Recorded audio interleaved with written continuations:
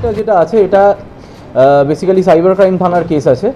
এটা একজন ব্যক্তির স্পেসিফিক কমপ্লেনে এই কেসটা করা হয়।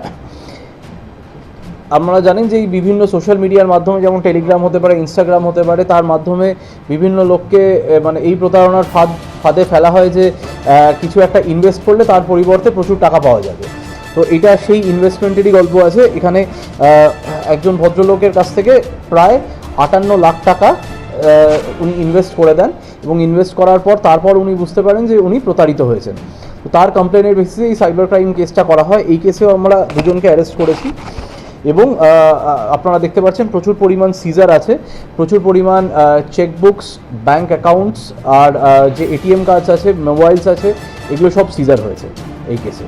এবং এই কেসে 5 লাখ টাকা এখন অবধি রিকভারিও করা পসিবল হয়েছে। এটা সাইবার ক্রাইম থানায় কেস হয়েছে।